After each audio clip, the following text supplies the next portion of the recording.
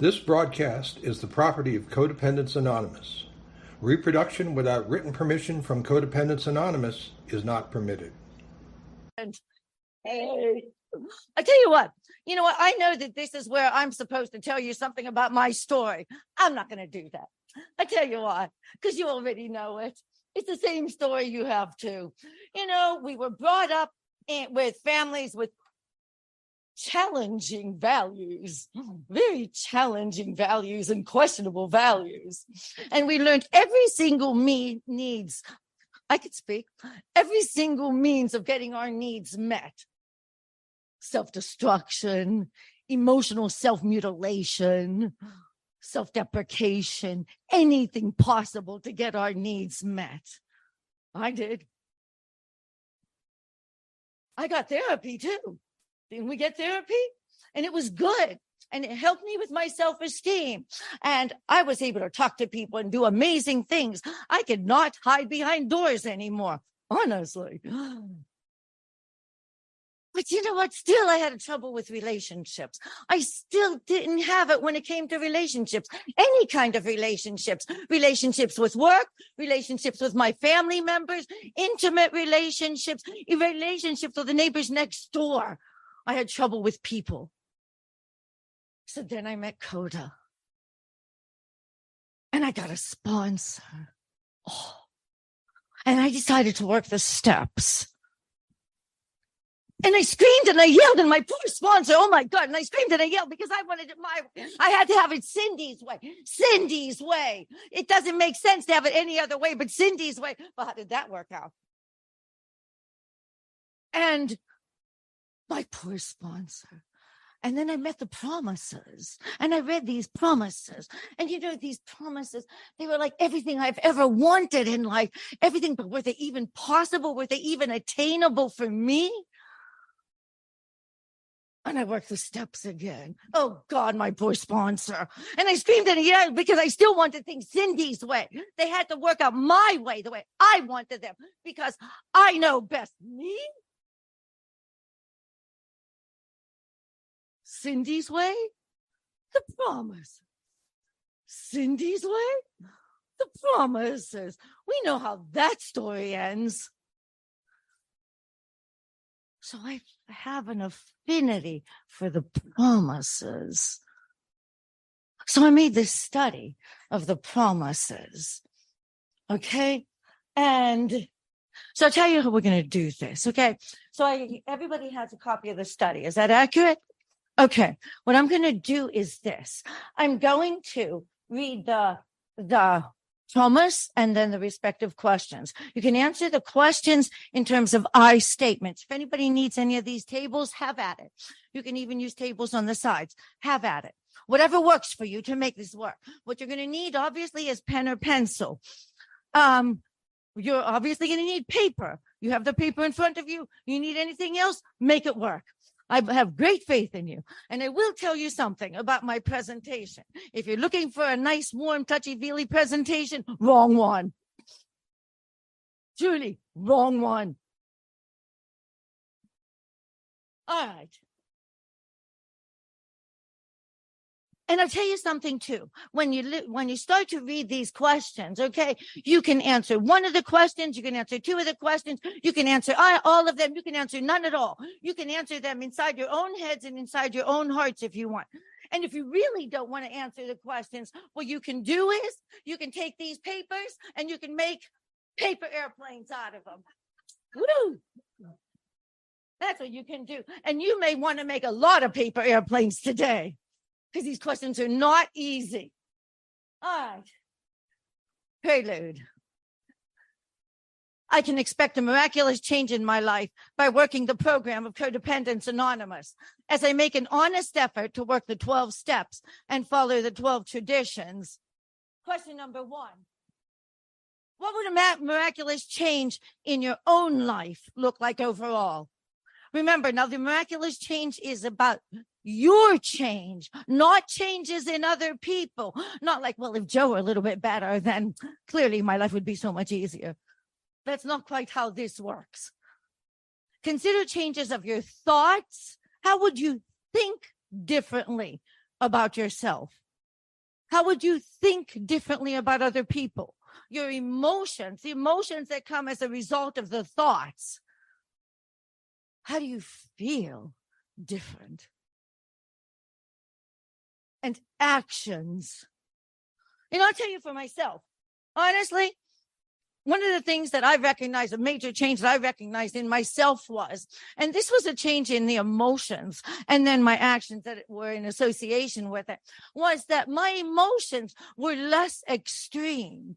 I didn't fall apart every single time I didn't get my knees, but oh no, I really said that. I can't handle it. The extreme emotions. But now my emotions are like, all right, that's cool. Cool. Whatever you want. Have at it. Okay. Question number 2.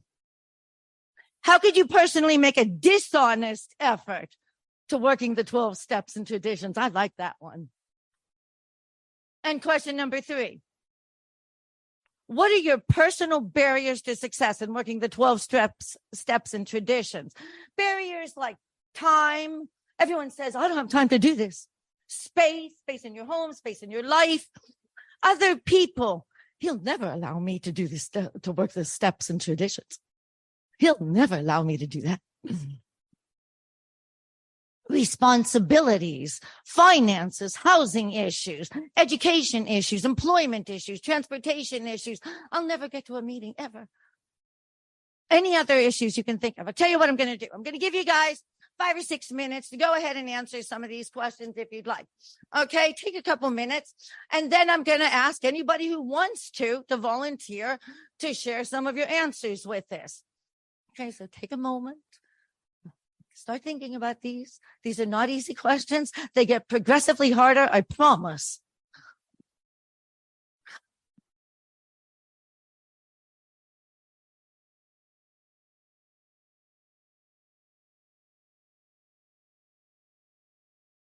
Yeah. Pardon? A pen. Sure, I sure do, hon. Oh, there are some up there apparently, hon. Did you get it? Cool. Yeah.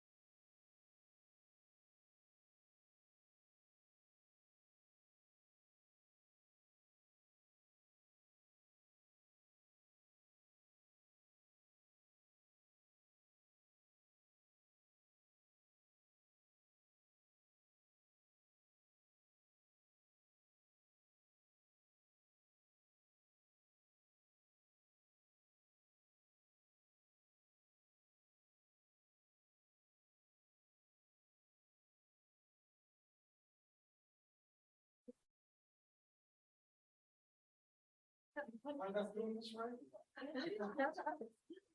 It's cool. Love it.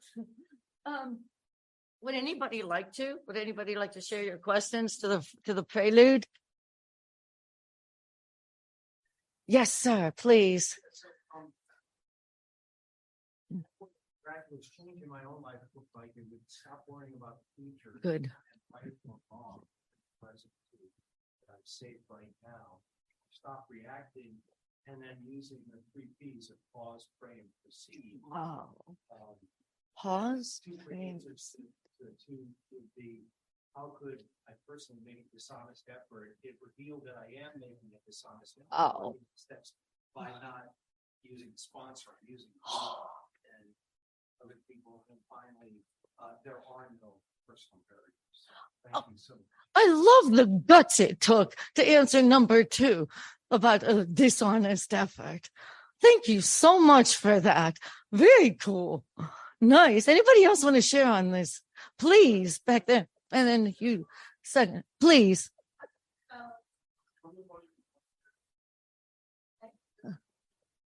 Do you want people to come to the front? Oh, please. Okay, so would you please, and then you can announce it yourself. Did you want to do that again? Say it again? Or did they hear this gentleman? Okay, why don't we start with you first, and then you can go second, please. Thank you. Okay, so I wrote on the first question that my self-esteem patterns would move more to the recovery side. Number 2, how could you personally make a dishonest effort? First thing I wrote is denial that I'm a codependent, not being honest with the workbook questions, and lying to a sponsor. Wow. And number 3 is I don't have any barriers stopping me. Excellent. Thank you so much. I appreciate that. Please, did you want to get Yeah. the microphone? So number 1 would be stop worrying about the future and whether something is right or wrong, and also stop reacting in the moment. And then finally, using the 3 P's of pause, pray, and proceed. And then how would I work a dishonest program? I find myself doing that right now by trying to do groups and calls and step studies as opposed to getting a sponsor. Mm-hmm. And then there's nothing standing in my way. Thank you. Thank you so much. Please. Oh. Hi, I'm Jim, and I'm a codependent. Hey, Jim. I think the miraculous change in my life is a metamorphosis. It's like going from a caterpillar to a butterfly. I'm nowhere near what I was when I came in, and I was just coming in to try to get over a separation and a divorce. And if you're looking for that, you're aiming way too low. Wow. Thank you for letting me share. Thank you. Thank you. Okay, cool. Let's go on. Promise number 1. I know a new sense of belonging. The feelings of emptiness and loneliness will disappear.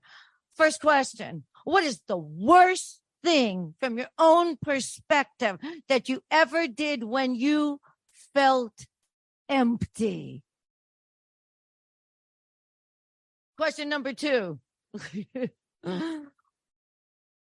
When you are alone, do you have obsessive thoughts about others or about events that prevent you from focusing on the present? What are they about? What are these obsessive thoughts about? Who are they about? Question number 3. How much approval or attention do you feel that you seek for your actions, perspectives, or from others, or from social media? You know, Facebook likes. Oh my God, I got 87 likes on that picture I posted. Oh, everybody loves me. Okay, take a couple minutes and answer these questions. These are tougher. You might not want to come up and answer them. But if you do, I think that'd be very cool.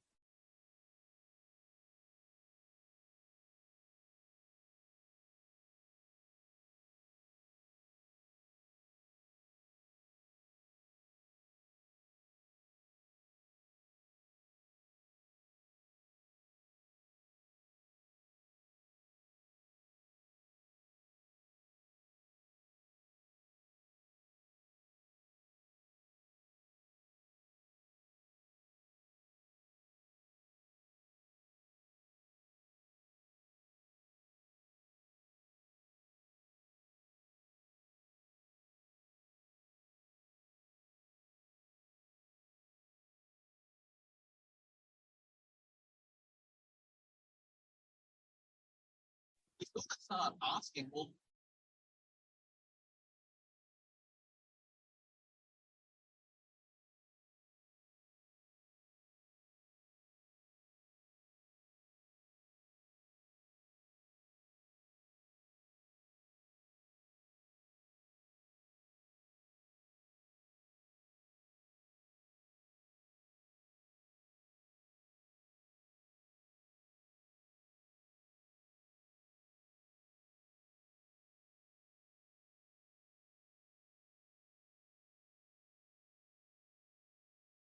Okay, would anybody like to share on these? Anyone at all? Please come on up. Oh yeah, thank you so much. I don't know how to access them. Does somebody know? Oh, goody. Brian? Okay. Is there anybody in our audience, in our cyber audience, who would like to answer some of these questions? Please raise your hand. Nobody has their hand raised. Okay, cool. How about, oh, you do. Yay. Please. Kathy, I'm codependent. Hey, Kathy. The worst thing from my own perspective that I ever did when I felt empty, I was just sad at the world, empty inside. I was at Office Depot. I lashed out at someone and just butted in line, and they got mad, and I asked if they wanted to hit me. Wow. Yeah. That was angry. Oh, absolutely. It had nothing to do with them, really. No. Thank you. You're welcome. When I'm alone, do I have obsessive thoughts about others or about events prevent me from focusing on the present? What are they about? That my friends don't like me, they hate me, and they don't like what I do. And 3, how much approval or attention do you feel you seek for your actions, perspectives, etc., from others or from social media? I like to be the center of attention in person, and I do seek a lot of approval. Thank you. You're welcome. Thank you so much for that. Good stuff. Anybody else, please? Anybody, please, would you like to come up here, sir? Oh, there's also a cyber individual. So then why don't you come first? And then we'll let Cyber Kyra come next. Hi, I'm James. I'm codependent. Hey, James. Yeah, for number 1, what is the worst thing from your own perspective that you ever did when you felt empty? Was I still get these moments sometimes, not allowing myself to really feel these emotions that I have. They get really strong, and sometimes I would lean into, maybe reaching out to certain, like I used to drink, and I used to just drown it with, alcohol. But yeah, I now allow myself to feel and actually forgive myself. And, I have a word for the lies that I tell myself when, and that's what goes into number 2. When you're alone, you have obsessive thoughts about others and events. And I've started to realize that these are lies that I tell myself. My therapist tells me that 95% of the time they're not true, So yeah, lies about my self-worth, lies about how people view me. And I try not to ruminate on them now. I'm growing a lot more. So it's I know y'all can't tell, but number 3, how much approval or attention do you feel you seek from your actions, perspectives, from others or from social media? Before CoDA, oh my gosh, a lot. I felt so I wanted everybody to like my posts and everything else. And now, since I've joined CoDA, I don't post anything. I still have Facebook and I still have Instagram, but it's mostly to keep up with other people. And then I have this internal debate because I'm going on a year almost. And like, do I want to post that I'm, alcohol free for a year or whatever? Do I care that other people recognize that? And it's just something that, I don't know. I haven't come to that decision yet, but yeah, that's what I got. Thank you. Thank you for listening. Much. That's great. And please, can we do our Kyra? Yes. Can you hear me? Okay. How about it? Hey, Kyra, can you click at the very bottom of your screen? You should see a globe that says interpretation. If you click on it, choose English, and then we should be able to hear you. I'm on an iPhone. I can't see the globe. Hold it horizontal, and then you should see a button that says more. Okay. And then you should see interpretation then. I don't see it. Here, you want me to repeat what you say? If you don't mind. Okay, I'll try my best. Let's do this. Okay, the worst thing that I've ever done when I felt empty The worst thing I've was ever done when I felt empty was um take myself to psychiatric hospitals, and once I didn't do that and I attempted suicide. she had to take herself to psychiatric hospitals and contemplated suicide. Thank you for your share. Is it all? That's Thank all. you so much, Kyra. I really appreciate that, hon. I wish you the best. And thank God you're in CoDA. Anybody else want to share on that one? Please.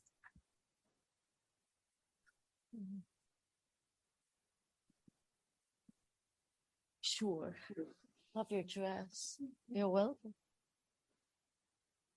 Hi, I'm Sarah, codependent. Can y'all Hey, hear? Sarah. Y'all can hear me okay? So the worst thing I ever did from my own perspective was I talked poorly to myself about myself. I sought sexual relationships with men that did not have emotional connection, or they didn't really even care about me. And I hid my true self from the people who loved me. Wow. Oh, sorry. Oh. When alone, do you have obsessive thoughts? Yes. I mean, before CODA, for sure. Before recovery, I had a lot of obsessive thoughts. And they were mostly about fake arguments that didn't ever happen that I would have with people. I used to try and have discussions with my ex in my mind, and then we would never have them in real life. Because I felt like, well, I've already had all the discussions. And events I wish I could change. Like I would relive events over and over and over in my head, trying to change them. And sorry, I don't mean to get emotional. Oh. So how much or did I seek approval or attention? Yes. I like to make people laugh, and I want everyone to like me, which is how I learned to make everyone laugh. So that's one of my coping things, is to make people laugh. So, and I think it's a good thing. It's not necessarily a negative thing, but it's definitely a tool of, I used a coping tool. So thank you. Thank you, hon. Thank you so much. I like what you said about the fake arguments and the fake discussions, where you would rehearse these in your brain in advance, and then you feel like they're actually going to materialize, or actually that person perceives exactly what you think they perceive, and that is a problem. That is a codependent behavior. Thank you for that. Anyone else? Oh, goody. All right. Online. Who do we have? I can't see that. Jay?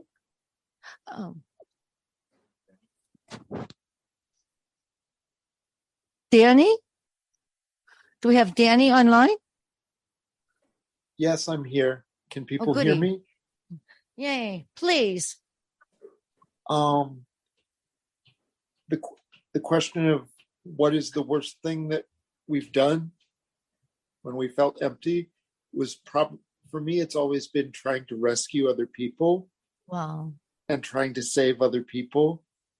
And I think it's compounded by the fact that because I've had disabilities my whole life, I've always tried to overcompensate for being perceived as powerless by trying to prove to everybody that I can save them and fix things. So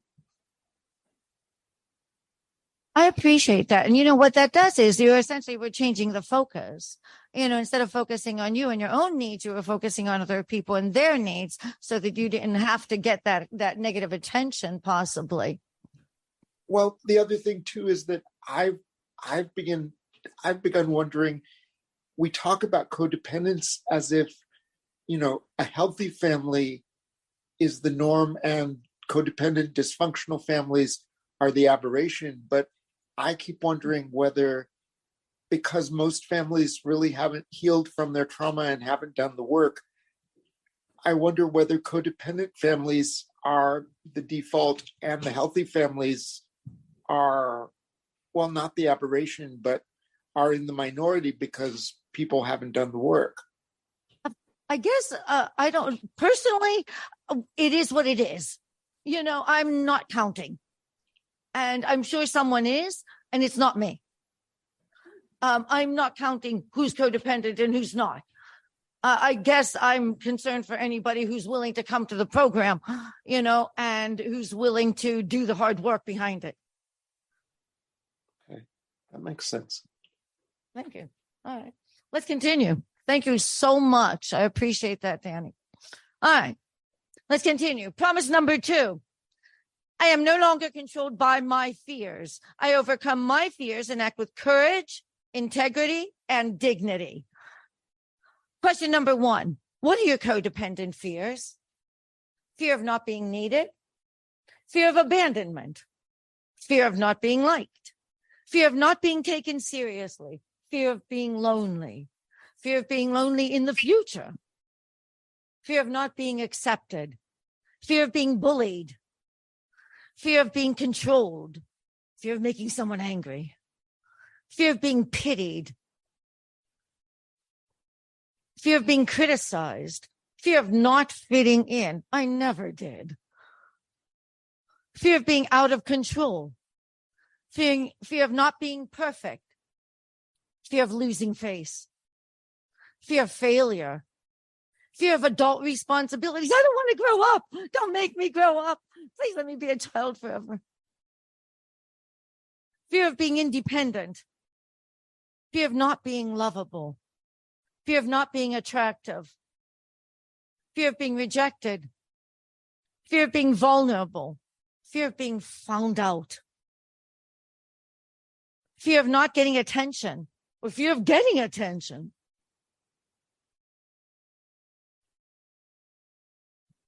Question number 2. Do you have the guts to work the steps of Codependents Anonymous? Really? This is hard. This is not easy. This stuff isn't even easy. It's not easy doing that hard work, that introspection, and looking at yourself and looking at how you contributed to a lot of the issues in your own life. Who wants to do a step 4? But boy, when you do, but it's not easy. Do you have the guts to do it? That's a yes or no question, guys. Question number 3. If you taught assertiveness training, how would you teach someone to communicate assertively? Now, remember, assertive communication means win-win. I win, I get my needs met, you win. You get your needs met. No, I'm sorry, I can't do that. Perhaps maybe tomorrow. Win-win. Or perhaps somebody else can do that for you. Win-win. You don't try to control and you don't wuss. You don't say, okay, fine, I'll do it. Please, love me. Or you don't say, what were you thinking asking me to do that? What the fuck is wrong with you? Excuse my language. And question number 4. Discuss a situation in which it's difficult for you to be honest and operate with integrity. Like a situation at work. Maybe a situation with a family member. Maybe a situation with an intimate partner. Which it's difficult for you to operate with integrity. I'll give you guys a couple minutes.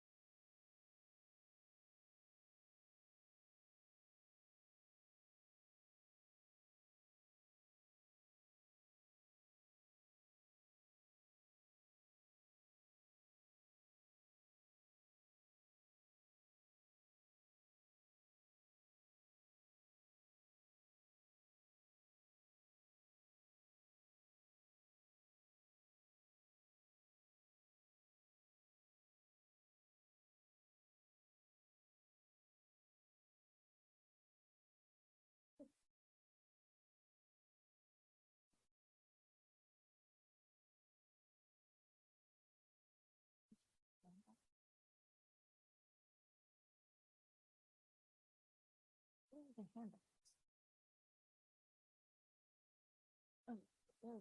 good.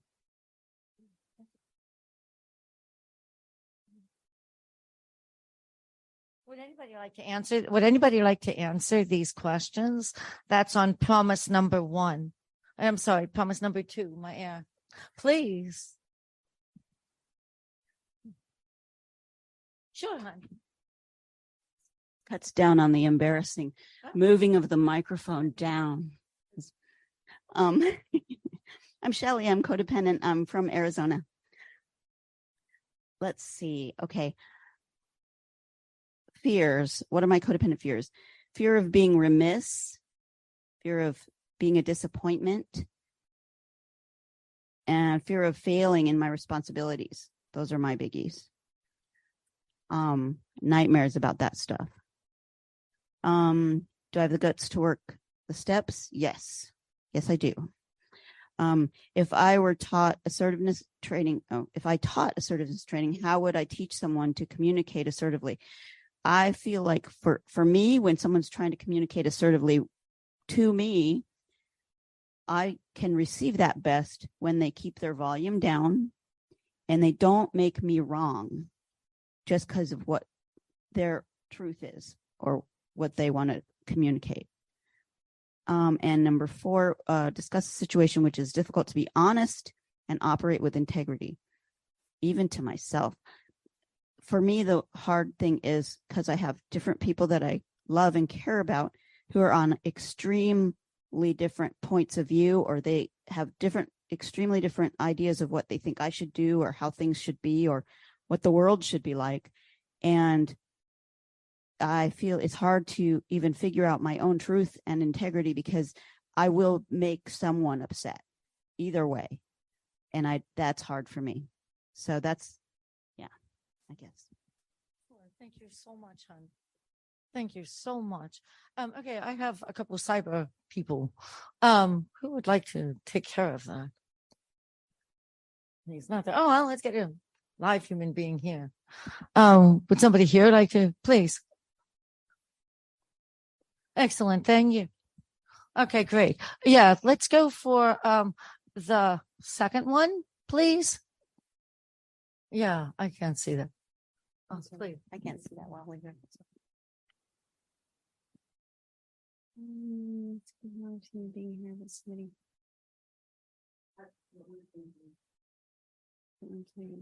Sorry, I can't read that either. Cassidy, what about Jen? Hi, Cassidy, codependent. Are you able to hear me? Hey, Cassidy. Yes. Okay, thank you. To answer the question, Cassidy, codependent from Southern California. My codependent fears are fear of abandonment, fear of being lonely, fear of being alone in the future, fear of being pitied, fear of rejection, fear of failure, fear of adult responsibilities, and fear of being lovable. Wow. Yeah. Number 2, do I have the guts to work the steps of Codependents Anonymous? I wrote yes, yes, and hell yes. Nice. For number 3, which is if I taught assertiveness training, how would I teach someone to communicate assertively?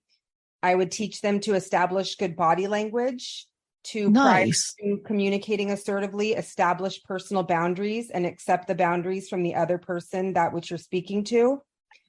Effectively use I statements, be direct without being condescending. Teach a way for them to preserve their personal autonomy, learn how to identify manipulative communication, provide a space of empathy, learning to be comfortable with repetition, not only in what you hear, but possibly what you say, and being comfortable to ask for more time.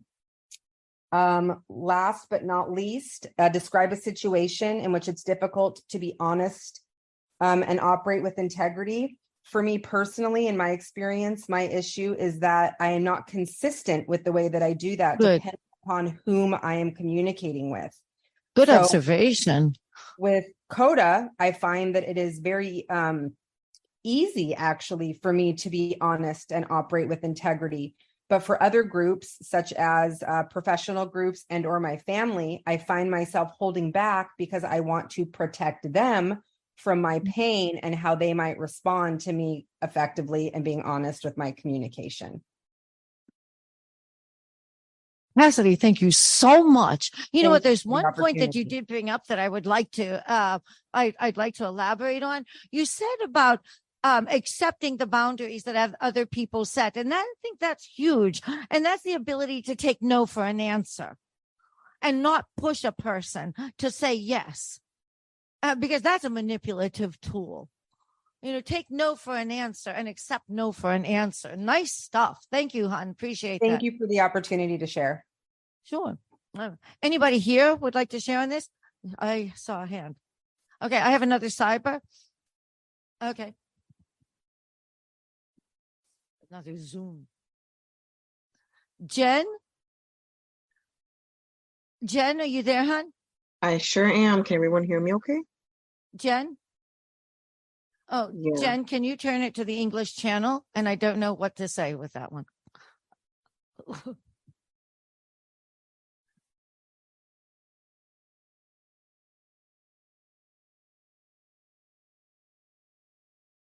Did you get that? I guess not. Okay. Anybody here want to answer? Please, in the interim until she resolves this.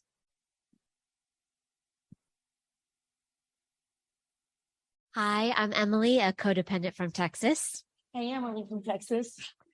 So, number one, what are your codependent fears? I put most of them. And instead of reading them, I'm just going to say I'm glad I'm in CODA. Yeah, thank you. So, number two, do you have the guts to work the steps of Codependents Anonymous? Yes, I do. Number three, if you taught assertiveness training, how would you teach someone to communicate assertively? And this is a reminder for myself as well, to come from a place of love, to ask myself what my intention is for communicating. Is it to build up or break down? And to discuss a situation in which it's difficult for me to be honest and operate with integrity. When I am with my dad and my brother, who are trigger relationships for me, I show up with fear, which extinguishes my integrity. And it's hard for me to be honest because I don't feel safe in their presence. Thank you so much for sharing that. I really appreciate that. Very nice. I'll tell you what I'm going to do since she's not back yet. Can you? Oh, good. Are you ready? I Okay. think so. Is that Can you guys hear Jen? me? Jen, Still nothing? please. Yeah, I'm here. Can you message him on chat? Do you know who to message? Brian? Can you message Brian on chat, Jen?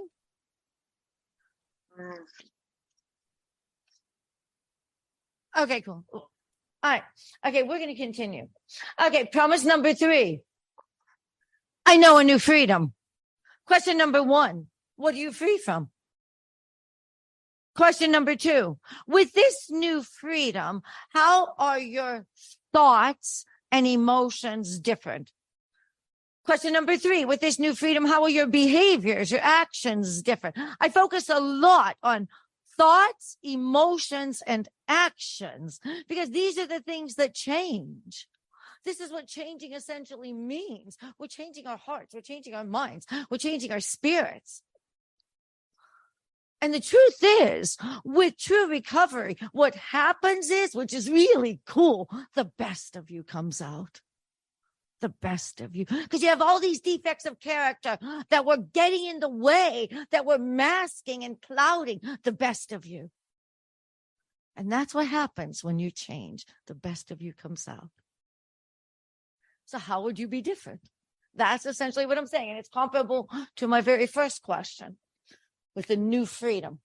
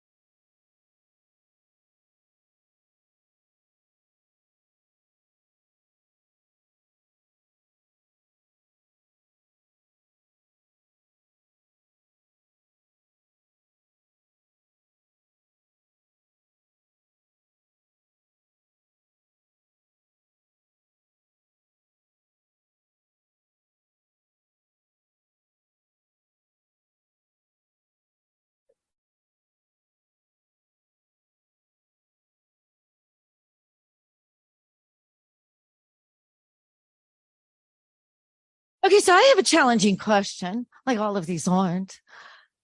So can I get somebody different to come up and answer a question? Somebody who really is like, not a shot would I ever go up there and answer any question Cindy's asking. Someone just smile and say yes.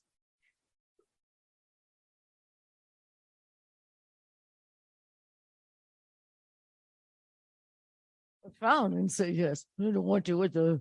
Why she asking me to do that? What's wrong with her?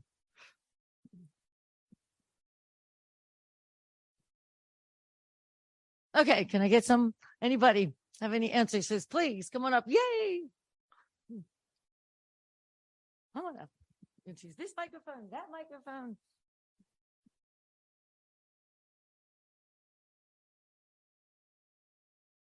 Hi everyone, I'm Kat, codependent. Hey, Kat. So this is promise number 3. I know a new freedom. What are you free from? I'm free from fear, doubt, denial, and low self-esteem. And with this new freedom, how are your thoughts and emotions different? My thoughts and emotions are more in trusting myself, trusting in my higher power, more at peace in my decisions. And I am thinking and feeling from a place of what I want and need rather than fear. And then similarly with my behaviors are coming from courage, faith, and love. Thank you. I love what you said about the behaviors coming from courage, faith, and love. That's recovery. Please, sir.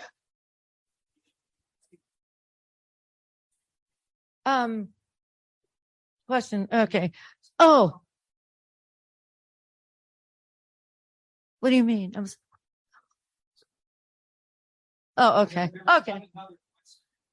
No. No, I meant anybody who wants to come up. Yeah, but thank you for asking. Yes, sir, please. Bring it.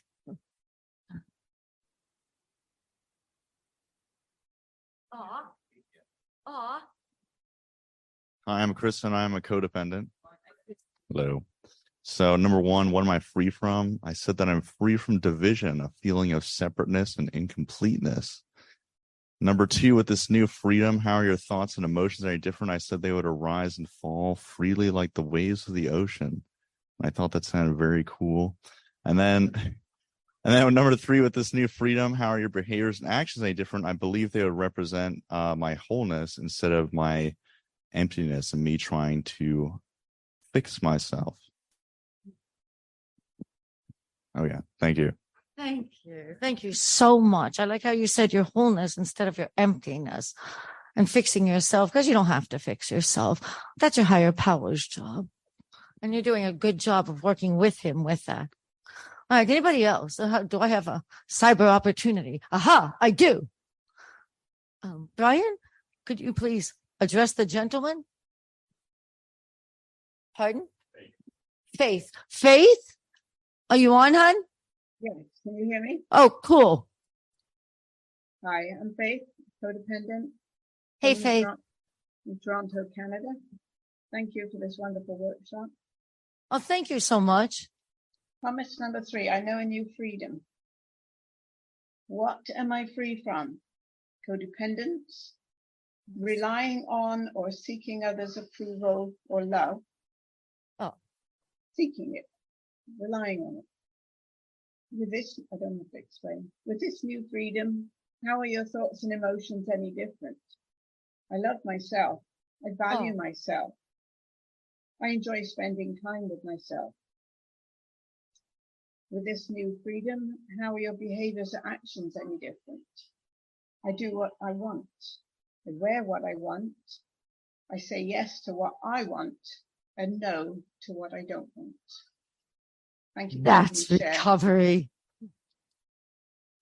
Thank you so much, Faith. Very cool. Anybody else? Anybody here? Please. Come on up.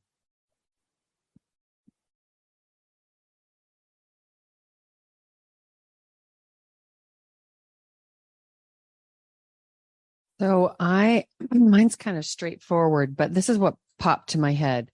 So what am I free from? I'm free from that old skin, that armor, whatever at the moment makes sense, that was protecting me, from what I grew up with that I don't need anymore. Because when I started recovery, it was all about, I had this skin, this armor, this protection, because that's all I knew how to do to take care of me.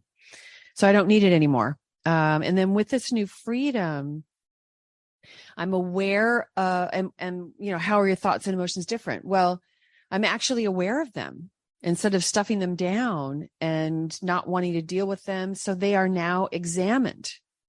And I look at them, I deal with them, I use my tools, I write, I talk to a code friend, I go to a meeting, I use my tools and not stuffing them down. And then based on that, once I have an opportunity to deal with it, then how are my behaviors different? Well, my behaviors are only after I'm pausing, and I'm saying this, that I do this every time, and I don't. I just want to put that out there. This is my utopia. Sometimes I get there, sometimes I don't.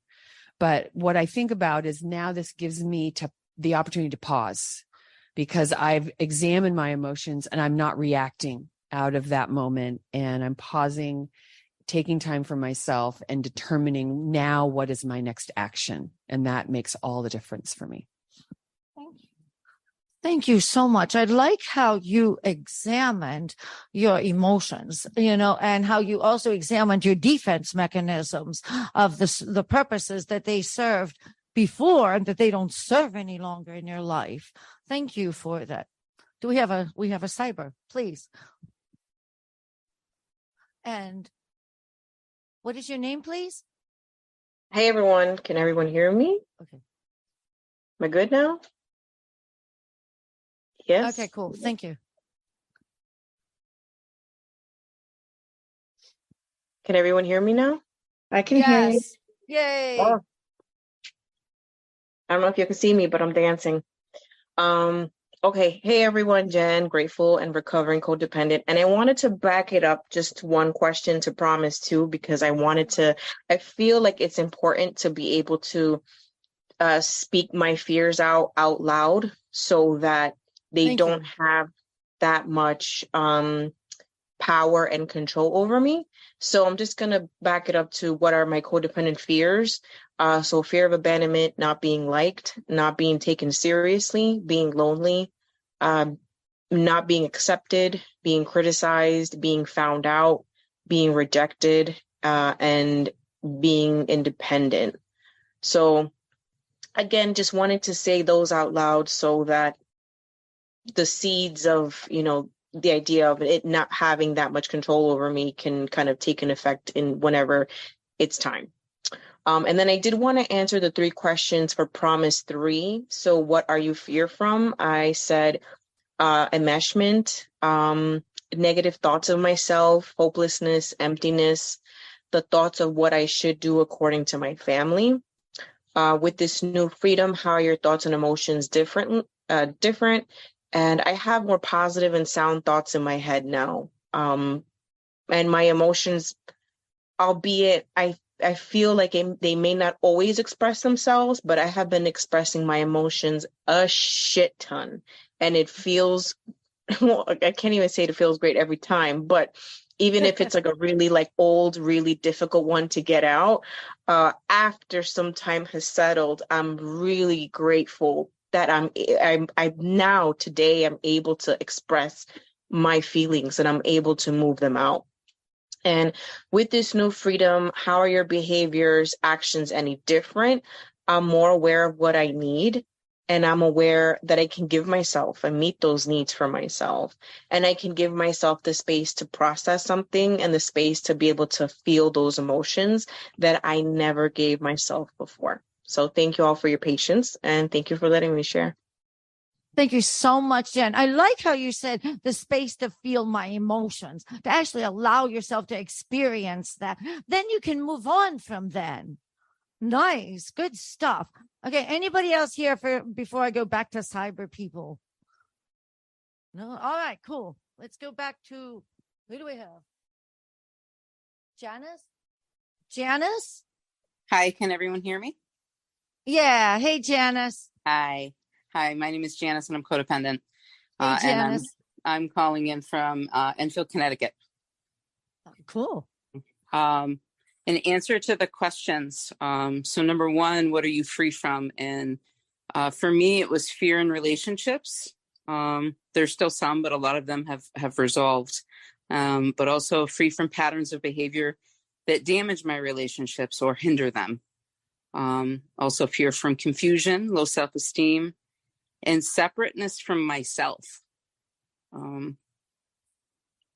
And with this new freedom, how are your thoughts and emotions different? I can now identify my emotions, something that I had to work on for quite a few years, really understanding what emotion I was in and the different flavors and degrees of, say, anger or happiness or,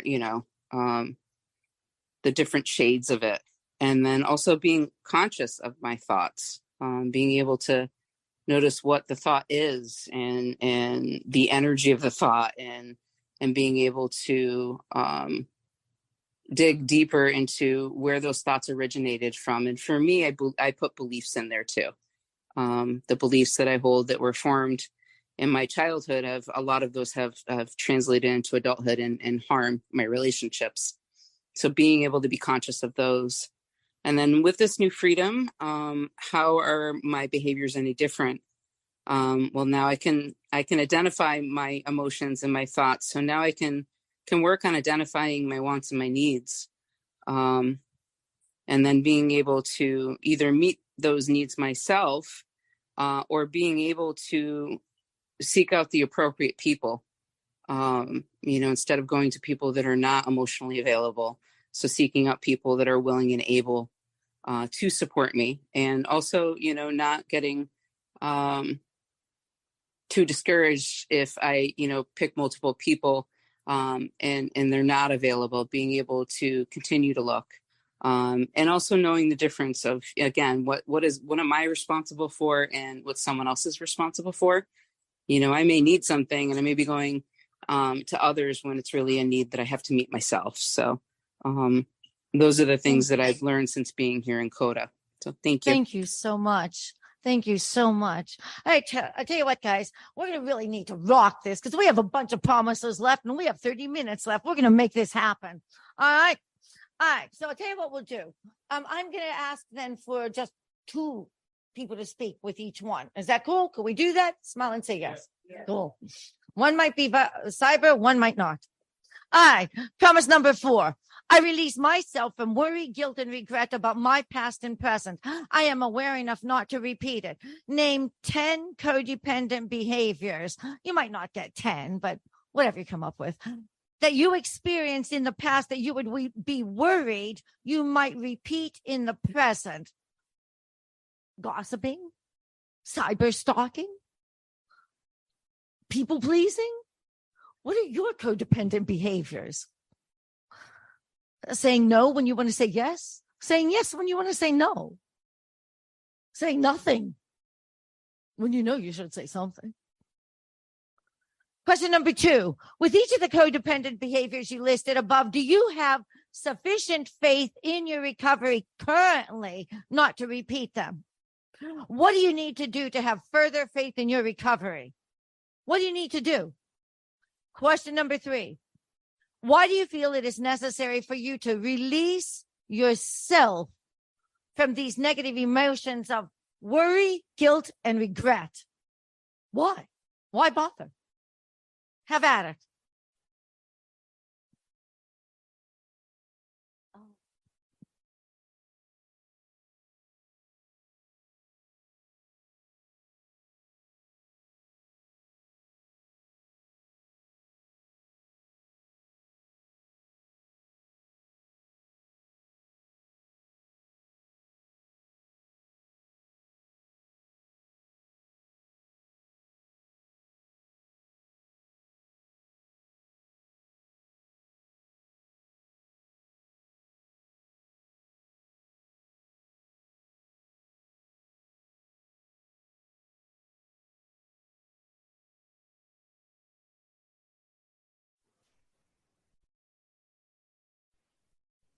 You scroll the screen up.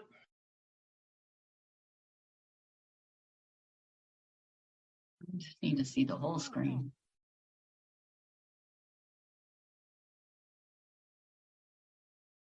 I'm on number 4. Thank you.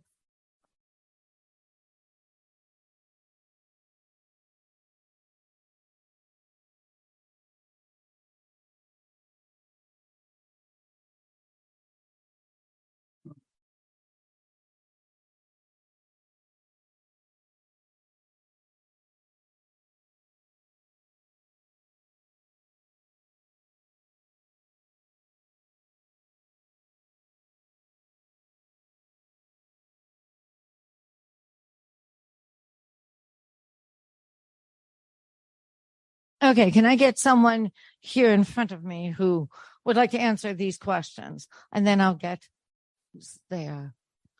Please, come on up. Yay.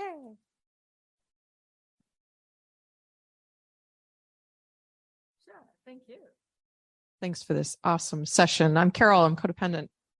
I've been CODA for about 18 months. So 10 codependent behaviors that I experienced in the past, enmeshing, disassociating, giving away my power, getting my self-esteem from validation from others, denial, blaming other people when things went wrong, going one up and judging others or going one down and saying, make me feel better, spewing my emotions, gossiping, giving advice, numbing out with food, alcohol, work.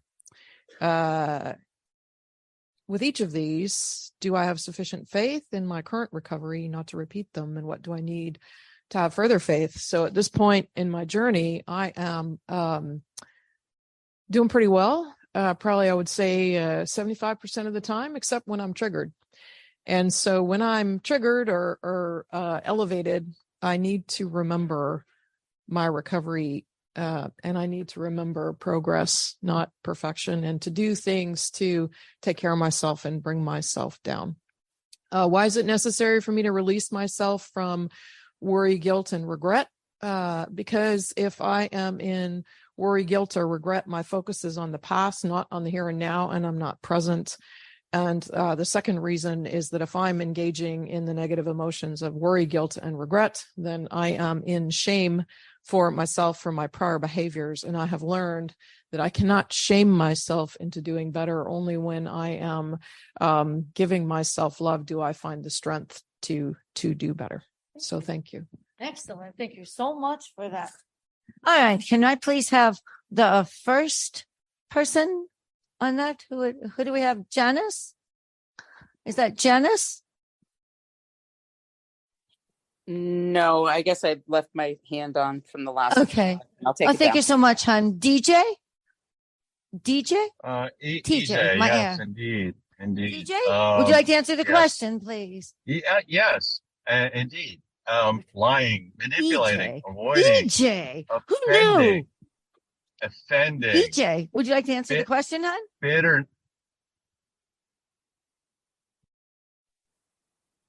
Yes. Am I being heard now? Just same thing. Click on the interpretation, the little globe logo. Yes. Click Thank that, you. and then Thank English. Thank you. There And we- I'm going to have to there we ask when are. we do answer questions, please let's keep it brief. Thanks so much. There we are, indeed. And thank you for sharing Unity EJ? Heard. And at the No, same EJ. time, EJ, punishing, go on? discounting, offending, bitterness, Hey. abusing, enmeshment, hypervigilance. EJ, we still people can't hear you in pleasing. the room. I can because I'm on the little Zoom feed, but Okay. could you switch from Okay. interpretation to English? I am now on English. Indeed. Okay. There we go. With that said, All right. Thanks, EJ. with that said, thank you for sharing Unity Heard for all of those, yes, shares in between. Denying, passiveness, aggressiveness, resenting, raging, silence, controlling, forms of manipulation, in the questions,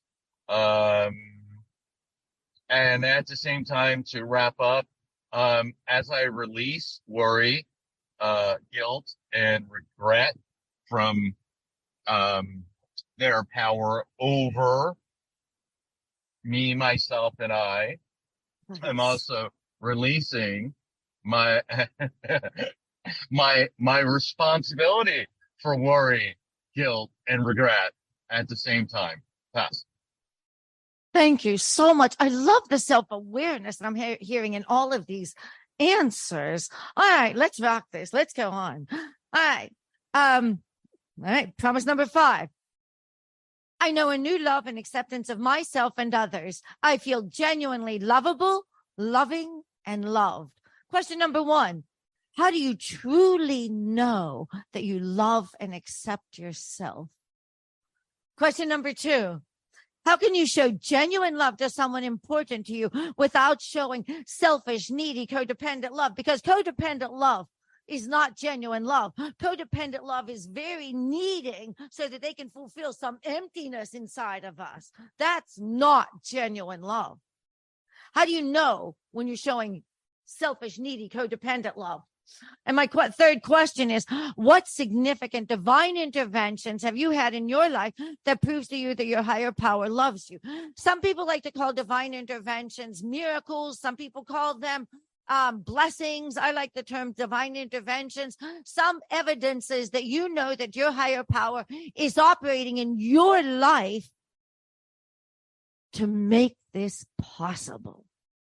Please have at it.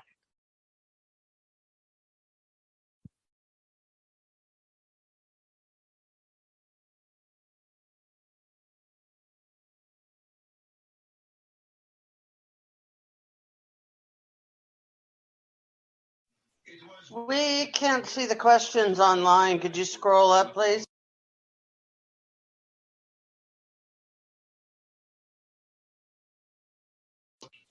Thank you.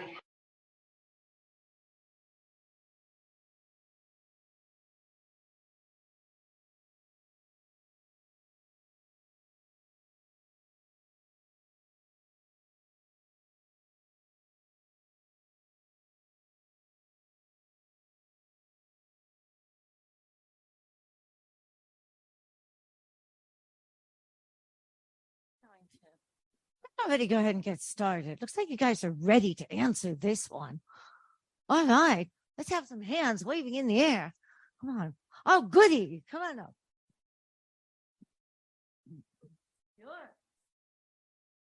Hi, I'm Charlotte. I'm codependent from north of Houston. I wanted to do this before the questions got any harder. All right. So how do I know that I truly love and accept myself? I'm able to accept myself, forgive myself, and sometimes laugh at myself. How can I show genuine love to someone important to me without showing selfish, needy, codependent love? It's kind of new. I can listen to them. I can not only listen to them, I can hear them. I can respect them for who they are, what they think, and how they feel, even if I disagree. And what significant divine interventions have you had in your life that proves that your higher power loves you? It will be too lengthy to go into this exactly, but the first thing that came to mind is when I was deciding about choosing my sponsor and thinking about who I wanted to ask to be my sponsor and praying about it. And if you heard my story, you would agree there was no doubt whatsoever in my mind that my higher power led me straight to my sponsor. And I'm very grateful for that. Bravo. Very nice. Thank you so much for that. Cool. Can I get someone on Zoom, please? No one. All right. I tell you what, I have one more person from the audience here then. Oh, wait. Sorry, guys. We got Robert. Robert, have at it. Hi, I'm Robert. I struggle with codependence. Hey, Robert. How do I know I truly love and accept myself? Well, I'm still here. Yeah. There have been many times where I just wanted to do myself in, and I'm still here. So I'm a survivor. So I just continue. So a lot of that has to do with perpetual hope. If I have hope, I can survive. The second question, what is it? What is the second question? How do you show genuine love to someone important to you without showing selfish or needy love? I think I give them space to be and be empathetic. This kind of dovetails with one of the earlier questions about using I statements. I need to be careful when they're when they need to share. I know I need to use an I statement, but I need to be empathetic to them and not turn it to a story about myself. And thirdly, what divine interventions have I had? One time I went camping, and it was late at night, and there was this walking bridge. And I just went out there in the middle of the night, and where I was camping, I could look up and I could see the stars. And I was just laying down on the bridge, and I looked up, and I just started singing, "How Great Thou Art." And when I got to that part where it says, "I see the stars" in the song, a shooting star. Oh, that was amazing to me. That's magic. Thank you. Thank you so much for that. Very cool. All right, let's do promise number 6. Oh, yeah. Oh, well, no, I still have 20 minutes left. No. No, don't cheat me from my 20 minutes. All right. That's called assertiveness. Promise number 6. I learned to see myself as equal to others. My new and renewed relationships are all with equal partners. Question number 1. What do you deem as an unequal partner? Question number 2. In codependence, what would you feel? Who would you feel superior to? We're all brought up with prejudices. We're all brought up with prejudices. So in our codependence, we may have experienced prejudices, racial groups, cultures, educational status, financial status, others. In codependence, who would you feel inferior to? Racial groups, cultures, educational status, financial status, others. You don't have to answer those out loud if you choose not to, but at least answer them inside your own heads.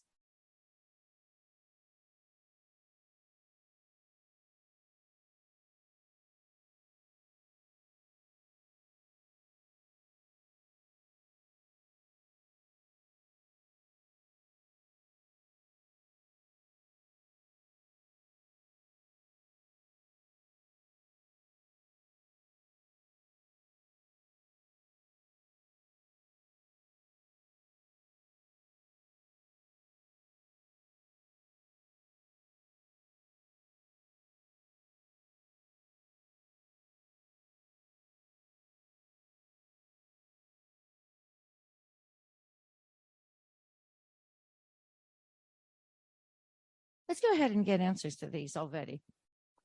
See?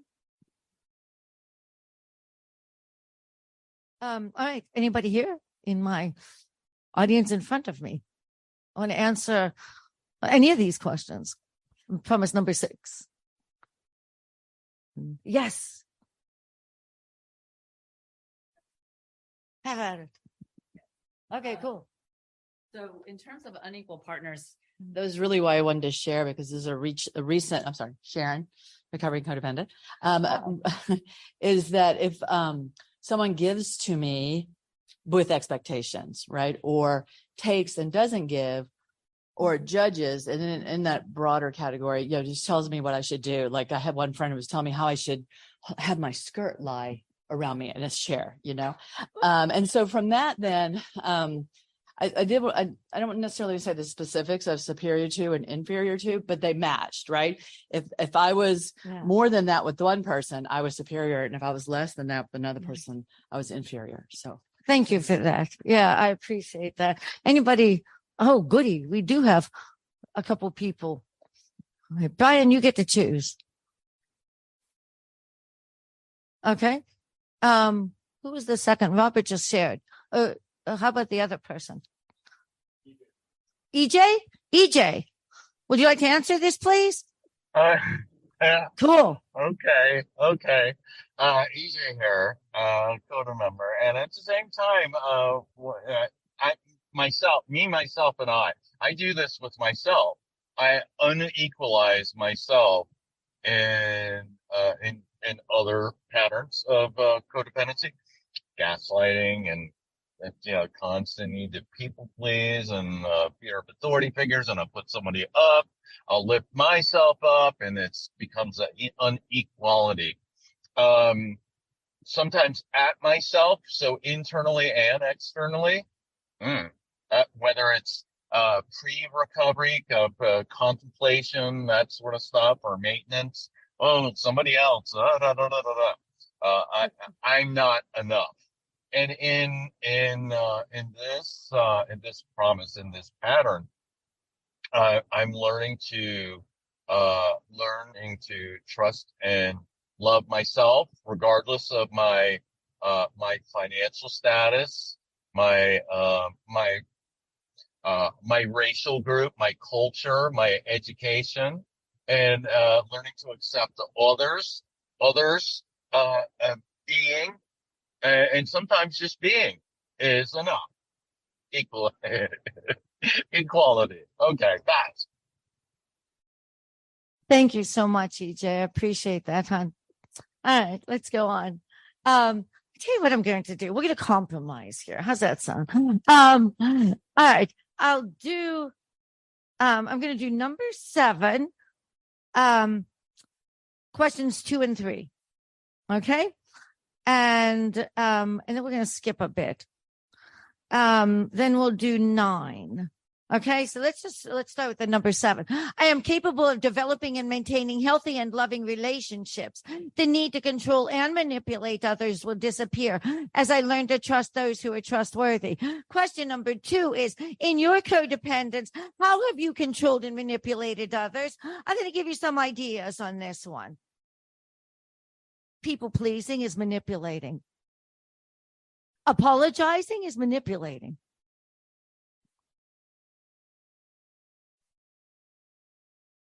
These are manipulation tools, and the purpose of that manipulation is to get that person to stay. Saying yes when you want to say no is manipulating. To get what you want here, for the person to be there. Okay.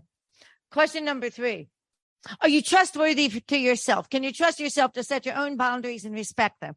Can you trust yourself to say no when you want to say yes? Can you trust yourself to protect your recovery? Can you trust yourself to show love and compassion with yourself? And I tell you what I actually mean with this one. Can you look in the mirror and say, I got you. Cindy, I got you. Nobody else is there for you. That's all right, because I am. I'll be there for you no matter what. No matter what, you can depend on me. Me.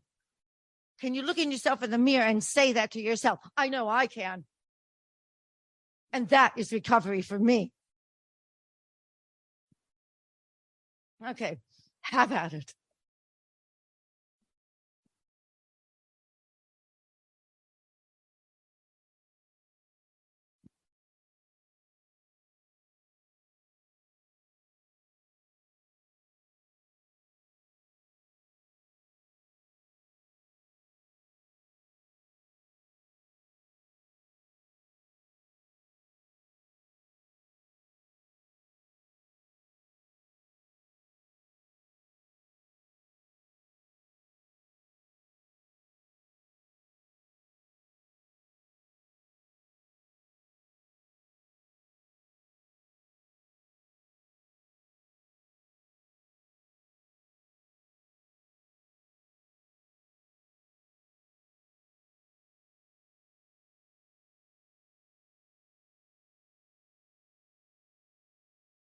Can I have some volunteers? Please, come on up, hon. Okay, sure. Hi, Kat again, codependent. Thanks. I wanted to answer this question because, so number 2, well, I wanted to answer because the answer is no for number 3, but I'm working on it. So number 2, in your codependence, how have you controlled and manipulated others? Some examples: lies of omission, people pleasing, apologizing for things when I know I didn't do anything wrong, denying, minimizing, and altering my feelings. in not communicating? And are you trustworthy to yourself? Not yet. Can I trust myself to set boundaries and respect them? I'm trying to figure out what my boundaries are so that I can then express and respect them. Can I trust myself to say no when I want to say no? Not yet, but I am learning to listen to my needs and wants. Can you trust yourself to protect your recovery? Not yet, but I'm leaning on my higher power to help me to do that. Can you trust yourself to show love and compassion to yourself? Definitely. I'm learning to accept my codependency and to speak to myself with kindness and care. And that speaks to the next one. Can you trust yourself to handle situations with dignity and self-respect? Not yet, but I am learning that my needs and wants are important and just as important as the others in my relationships. Can you trust yourself not to sabotage your own success? I'm not sure yet because I am often struggling with the pattern of denial, but I am hoping and hopeful that I can do that. Thank you. Thank you. Thank you so much. Thank you. All right. Let's go on to promise number 9. I acknowledge that I am a unique and precious creation. Question number 1. The word unique is defined as being the only one of its kind, unlike anything else. What makes you unique? Question number 2, the word precious is defined as of great value, not to be wasted or treated carelessly. How do you treat yourself in a way that evidences that you believe you are precious? And question number 3, why do you believe your higher power created you?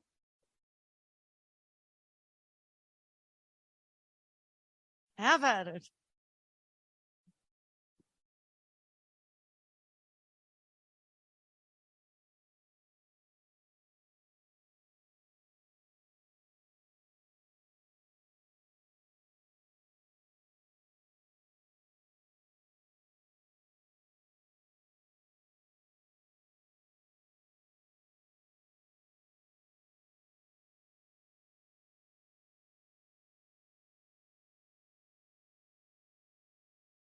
I tell you guys something. This is actually the condensed version.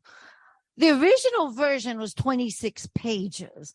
If anybody wants a copy of it, honestly, give me your email addresses. I would be delighted to email you the actual 26-page version of this. There are like 10 questions for each promise that I developed. Not easy. Yeah.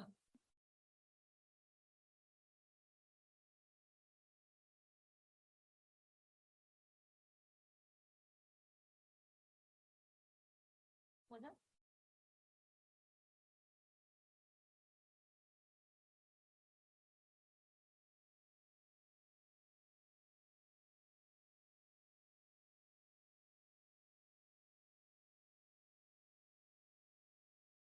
I'll give you guys my email address. All right. It's RAECI75@yahoo.com. Again, RAECI75@yahoo.com. I certainly hope that everybody will operate with integrity with that one and not use my email address for unethical reasons. Thank you.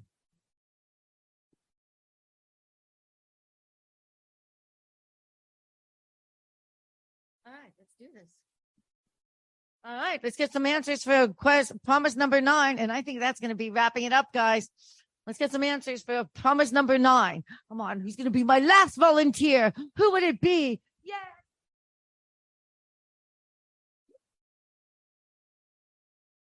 Hello, Maryland, Northern Colorado. I'm unique because I'm the only Maryland. I don't have to do anything to be unique. I'm unique because I'm the only one. Precious mean the word okay. To take care of myself and love myself is how I'm answering. All right. Okay, take your time, hon. And oh, okay. Here, I lost my place.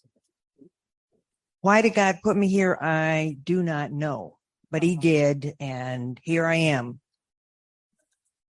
Thank you so much. Thank you so much. All right. Guys, thank you so much for taking the time to do this. It really does touch my heart that you even showed up in my presentation, my workshop. And it also touches my heart that you were even willing to answer any of these questions at all, and that you got any value at all. And honestly, this is all recovery for me. It really is. Because if you knew why I was like 10 years ago, you'd say, that's not the same chick here. This is all recovery for me. Thank you so much. Thank you. Cindy, would you mind awfully sharing your email address one more time? Thank you, Cindy. I love it. It's in the chat, Justin. Thank you, Cindy.